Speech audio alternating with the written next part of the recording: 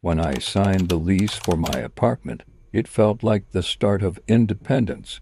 It wasn't too much, just a small one-bedroom tucked in the back of an old brick building, but it was mine.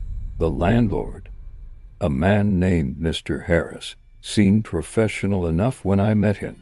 He was in his 50s, soft-spoken, with a habit of avoiding eye contact. He handed me the keys, explained the rules, and told me he lived just a few streets away if I ever needed him. At the time, I didn't think much of it, but within a few weeks, things started happening that I couldn't explain. It began with small details. I'd come home from work and noticed the window cracked open when I was certain I had left it shut. Or I'd find the lights in the kitchen on when I had turned them off that morning. I convinced myself it was forgetfulness. Moving into a new place is stressful, right? Maybe I wasn't as careful as I thought, but then things escalated. One night, I woke around 3 a.m. to a faint creak in the hallway outside my bedroom. At first, I thought it was just the building settling, but then I heard something that made my blood run cold. The sound of breathing, not from outside, not through the walls inside, just beyond my bedroom door. I held my breath, heart racing, straining to listen. The floorboards groaned, slow, deliberate steps moving away. I didn't move until morning. When I checked the apartment the next day, nothing seemed out of place. The door was locked, the windows shut. I told myself I'd imagined it. But the following week, I noticed something I couldn't explain away.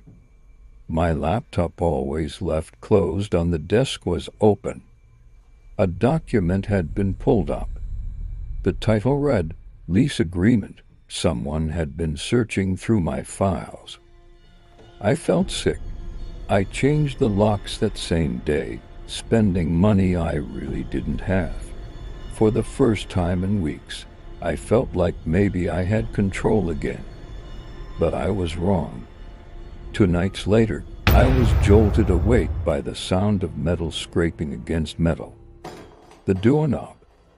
My bedroom doorknob was turning, slowly, testing. I sat up in the dark, frozen, listening as it rattled once, then still. The silence that followed was worse than the sound itself. Whoever it was, they were still there. After what felt like hours, I finally worked up the courage to whisper, "Who's there?" The floorboards outside creaked once, then nothing. I didn't sleep again that night. The next morning, I went straight to the landlord's office, furious and terrified. I told Mr. Harris someone had been inside my apartment. I demanded to know if anyone else had keys. He didn't look surprised. Instead, he gave me a thin smile and said, "Don't worry. No one else has access. You're perfectly safe." The way he said it made my skin crawl. That evening, I decided to set a trap. I placed a thin strip of tape over the edge of the doorframe and balanced a mug on the doorknob inside. If anyone came in while I was gone, I'd know. I spent the night at a friend's place. When I returned the next morning, the mug was shattered on the floor, the tape torn clean through, and sitting neatly on the counter was a note. It read, "Locks don't keep me out." I called the police immediately. They came, took my statement, and questioned Mr. Harris, but he denied everything without proof. There wasn't much they could do. They suggested I install a camera inside, so I did. That night, I set my phone to record while I slept. I locked the doors, double-checked the windows, and crawled into bed with my heart racing. For hours, nothing happened. Then, around 2:45 a.m., the camera picked up a sound, the faint click of the front door unlocking. The frame shifted as the door opened, and there he was, "Mr. Harris, my landlord." He stepped inside like he owned the place, moving with quiet certainty. He walked into the kitchen, opened a cabinet, then paused. Slowly, he turned toward the camera toward me and stared directly into it for nearly a full minute. Then he smiled and walked down the hallway toward my bedroom. The footage cut off there. I moved up the next day, left everything behind. The police said they'd investigate, but I never heard back. The building is still listed for rent, last I checked. Same landlord, same keys. And sometimes, when I close my eyes at night, I still see that smile, that look of someone who knew exactly what he was doing and who knew I couldn't stop him. When I booked the Airbnb, it looked perfect, affordable, cozy, and close to the city.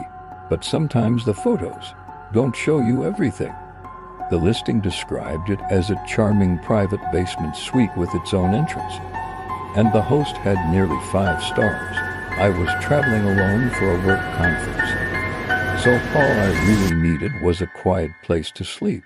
When I arrived, the house looked normal enough. A tidy little suburban home, white siding, a trimmed lawn. The host, a man in his late 40s named Eric, greeted me at the door. He seemed friendly, maybe a little too friendly. His handshake lingered a second too long, and his eyes darted over me like he was cataloging every detail. I brushed it off. Long day, I told myself. I was just tired. The suite itself was nicer than I expected, clean, stocked with snacks, even a little handwritten note that said, "Welcome. Make yourself at home." But the first odd thing happened at night. Round 2 a.m., I woke up to the sound of footsteps above me. Slow, steady pacing. I figured it was just the host getting up for water, but it went on for nearly an hour. Back and forth, back and forth. I tried to ignore it, but then I heard something else. Breathing, not mine, not from upstairs, but right outside my locked bedroom door. It was so faint I thought maybe I was imagining it. But when I held my breath, the sound was still there, long. Heavy breaths, someone standing just outside. Listening, I froze. I didn't move until the sound faded. The next morning, when I stepped outside to grab breakfast, I noticed something that made my stomach turn.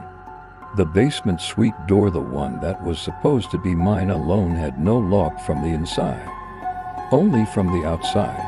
When I asked the host about it later, he smiled and said, "Oh, don't worry about that. This neighborhood's safe." That night, I made sure to wedge a chair under the doorknob. I told myself I was being paranoid, but around 3 a.m., I woke to the sound of the chair legs scraping against the floor. Someone was pushing the door. Not knocking, not testing, pushing. I bolted upright. My heart hammered. The door creaked against the chair, the wood straining. I shouted who's there, but the pressure stopped instantly.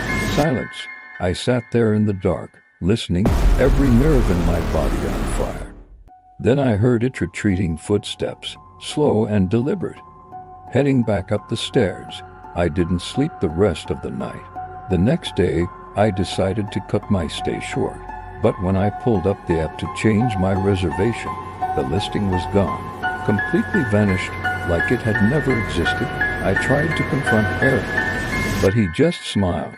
"Are you sure you booked through Airbnb? I don't even list my place anymore." That was the moment I realized I was trapped in someone else's home, with no record of my booking, and a host who had all the control. I left that morning with my bags, pretending I had an early meeting. He stood in the driveway as I drove off, smiling and waving until I turned the corner. To this day, I wonder how many other guests stayed in that basement and never left. The end. This was tonight's story, but the dark never sleeps. Subscribe, and I'll meet you in the next nightmare.